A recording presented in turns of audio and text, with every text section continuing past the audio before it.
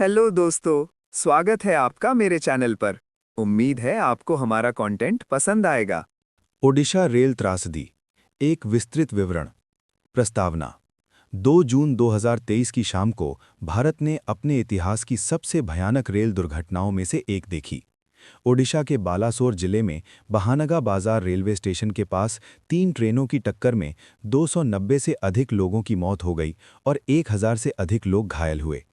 इस हादसे में Coromandel express, Bengaluru Howrah superfast express और एक मालगाड़ी शामिल थी। ये दुर्घटना केवल धातु और मशीनरी की टक्कर नहीं थी, बल्कि प्रणालीगत विफलताओं, मानवीय कारकों और तकनीकी कमियों का परिणाम थी। इस त्रासदी ने भारतीय रेलवे प्रणाली की कमजोरियों को उजागर किया और देश भर में रेलवे सुरक्षा के बारे में गंभीर सवाल खड़े किए। घटना का विवरण। घटनास्थल। दुर्घटना बहानगा बाजार रेलवे स्टेशन के पास हुई, जो कोलकाता से लगभग 250 किलोमीटर दक्षिण और भुवनेश्वर से लगभग 170 किलोमीटर उत्तर में स्थित है। ये हावड़ा चेन्नई मुख्य रेलवे लाइन का हिस्सा है, जो भारत के सबसे व्यस्त रेल मार्गों में से एक है। घटनाओं का क्रम।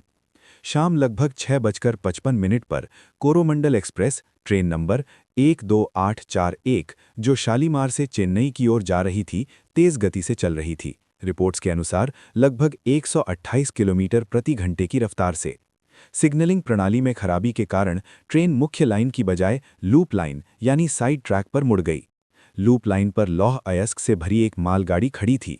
कोरोमंडल एक्सप्रेस समय पर नहीं रुक सकी और भारी बल के साथ मालगाड़ी से टकरा गई। इस टक्कर का असर भयानक था। कोरोमंडल एक्सप्रेस के कई डिब्बे पटरी से उतर गए, कुछ डिब्बे एक दूसरे के ऊपर चढ़ गए और पूरी तरह से कुचल गए। लेकिन त्रासदी यहीं नहीं रुकी। पटरी से उतरे और पलटे हुए डिब्बे आसपास की पटरियों पर बिखर गए। कुछ ही मिनटों में बेंगलुरु हावड़ा सुपरफास्ट एक्सप्रेस, जो समानांतर ट्रैक पर विपरीत दिशा में आ रही थी, दुर्घटनास्थल पर पहुंची। समय पर रुकने में असमर्थ ये ट्रेन कोरोमंडल एक्सप्रेस के पटरी से उतरे डिब्बों से टकरा गई। इस दूसरी टक्कर ने मृत्यु संख्या में और वृद्धि की और अकल्पनीय विनाश का दृश्य पैदा किया। डिब्बे मुड़े हुए, पलटे हुए और कुचले हुए थे। यात्री धातु के मुड़े हुए डिब्बों में फंसे हुए थे। बचाव और राहत कार्य। संसाधनों की व्यवस्था। ओडिशा राज्य सरकार ने भारतीय रेलवे और राष्ट्रीय आपदा प्रतिक्रिया बल यानी एनडीआरएफ के समन्वय में हाल के भारतीय इतिहास के सबसे बड़े बचाव अभियानों में से एक शुरू किया। कुछ घंटों के भीतर 200 से अधिक एम्बुलेंस, दर्जनों अग्निशमन वाहन और सैकड़ों बचाव कर्मियों को स्थल पर तैनात किया गया। भारतीय सेना, नौसेना और वायुसेना को भी बचाव कार्यों में सहायता के लिए बुलाया गया। सैन्य हेलीकॉप्टरों का उपयोग गंभीर रूप से घायल यात्रियों को भुवनेश्वर और अन्य शहरों के अस्पतालों में ले जाने के लिए किया गया। बचाव की चुनौतियां। कुचले हुए डिब्बों से यात्रियों को बचाना अत्यंत कठिन साबित हुआ। कई डिब्बे संकुचित या पलटे हुए थे, जिसमें यात्री फंसे हुए थे। बचाव कर्मियों को मुड़ी हुई धातु को काटने के लिए गैस कटर, हाइड्रोलिक जैक और अन्य विशेष उपकरणों का उपयोग करना पड़ा। शाम को हुई दुर्घटना के कारण अंधेरे ने काम को और जटिल बना दिया। चिकित्सा टीमों ने दुर्घटना स्थल के पास ट्रायज सेंटर स्थापित किए। सबसे गंभीर रूप से घायलों को अस्पतालों में पहुंचाने के लिए प्राथमिकता दी गई। हालांकि बड़ी संख्या में हताहतों ने जल्द ही स्थानीय चिकित्सा सुविधाओं को अभिभूत कर दिया। मानवीय क्षति। जैसे जैसे बचाव कार्य रात भर और अगले दिन जारी रहे, त्रासदी का पूरा पैमाना स्पष्ट हो गया। मलबे से बड़ी संख्या में शव बरामद किए गए। मृत्यु की संख्या लगातार बढ़ती गई, 100, 150, 200 और अंततः 290 को पार कर गई। कई पीड़ित इतने गंभीर रूप से घायल या जले हुए थे कि पहचान करना एक चुनौती बन गई। घायलों की संख्या 1000 से अधिक थी, जिनमें से कई गंभीर चोटों से पीड़ित थे। पूरे भारत से परिवार ओडिशा पहुंचे, अपने प्रियजनों की हताश खोज में। अस्पतालों और दुर्घटना स्थल पर दृश्य दिल दहला देने वाले थे। जांच। कारण का पता लगाना। प्रारंभिक निष्कर्ष। दुर्घटना के तुरंत बाद रेल मंत्री अश्विनी वैष्णव ने स्थल का दौरा किया और व्यापक जांच का आदेश दिया। रेलवे सुरक्षा आयुक्त सीआरएस को आधिकारिक जांच करने का काम सौंपा गया, जबकि केंद्रीय जांच ब्यूरो सीबीआई को भी संभावित आपराधिक लापरवाही या तोड़फोड़ की जांच के लिए लाया गया। प्रारंभिक जांच सिग्नलिंग प्रणाली पर केंद्रित थी। ये जल्दी ही स्पष्ट हो गया कि सिग्नल विफलता ने दुर्घटना में महत्वपूर्ण भूमिका निभाई थी।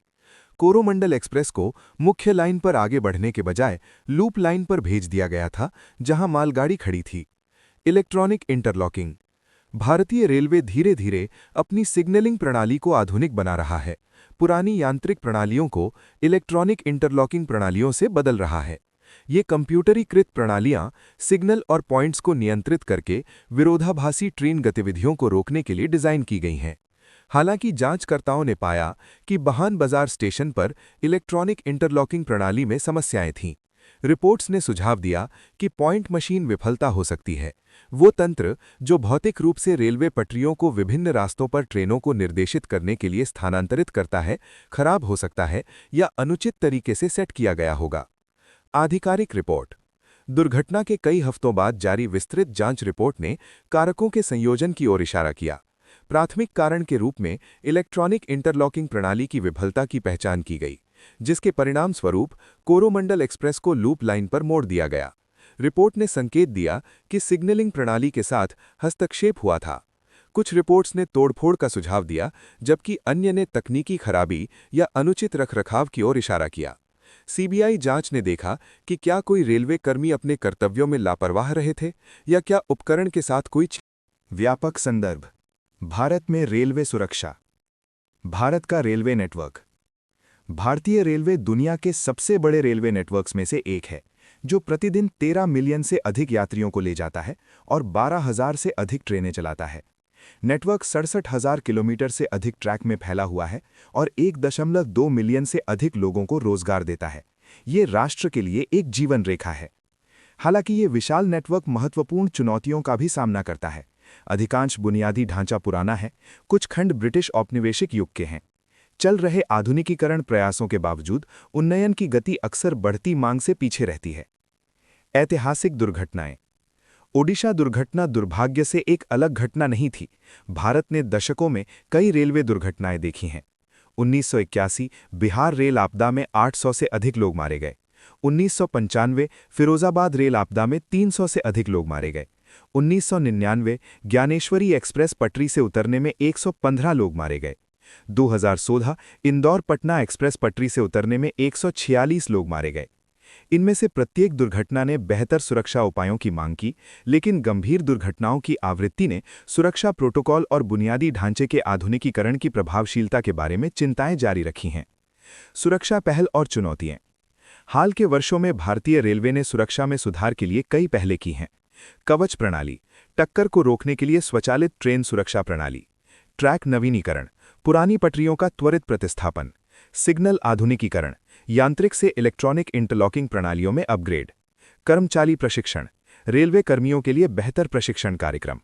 हालांकि विशाल नेटवर्क में इन पहलों को लागू करने के लिए भारी वित्तीय संसाधनों और समय की आवश्यकता है। राष्ट्रीय रेल सुरक्षा कोष की स्थापना विशेष रूप से सुरक्षा चिंताओं को दूर करने के लिए की गई थी, लेकिन विशेषज्ञों का तर्क है कि आवश्यक उन्नयन के पैमाने को देखते हुए ये भी अपर्याप्त हो सकता है। प्रतिक्रिया। सरकार और जनता की प्रतिक्रिया। राजनीतिक प्रतिक्रिया। ओडिशा रेल दुर्घटना एक प्रमुख राजनीतिक मुद्दा बन गई। विपक्षी दलों ने रेलवे सुरक्षा को लेकर सरकार की आलोचना की। प्रधानमंत्री नरेंद्र मोदी ने दुर्घटना स्थल का दौरा किया और पीड़ितों के लिए मुआवजे की घोषणा की।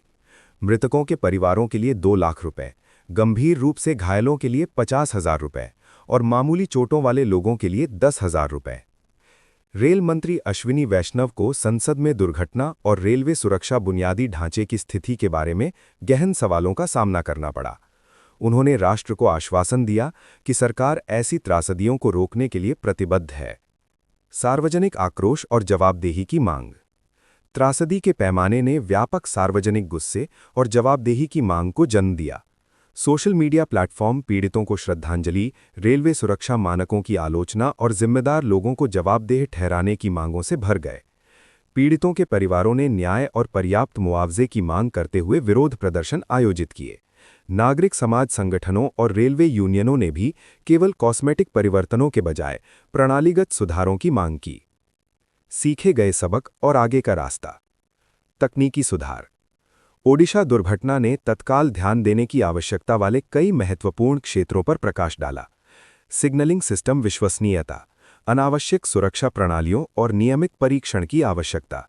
स्वचालित ट्रेन सुरक्षा, पूरे नेटवर्क में कवच जैसी टक्कर बचाव प्रणालियों की त्वरित तैनाती, वास्तविक समय निगरानी, सिग्नलिंग विफलताओं का तुरंत पता लगाने के लिए केंद्रीकृत निगरानी प्रणालियों का कार्यान्वयन, बुनियादी ढांचा ऑडिट, सभी महत्वपूर्ण रेलवे बुनियादी ढांचे का नियमित व्यापक सुरक्षा ऑडिट, संगठनात्मक परिवर्तन, तकनीकी सुधारों से परे दुर्घटना ने संगठनात्मक और प्रणालीगत मुद्दों को उजागर किया। रखरखाव प्रोटोकॉल, उपकरण रखरखाव के लिए रखरखाव कार्यक्रम और जवाबदेही को मजबूती करना, कर्मचारी प्रशिक्षण, आपातकालीन प्रतिक्रिया पर केंद्रित बेहतर प्रशिक्षण कार्यक्रम, संचार समृद्धि, स्टेशन मास्टरों, ट्रेन क्रू और नियंत्रण केंद्रों के बीच बेहतर संचार, सुरक्षा संस्कृति, एक ऐसी संस्कृति को बढ़ावा देना जहां सुरक्षा चिंताओं को प्राथमिकता दी जाती है।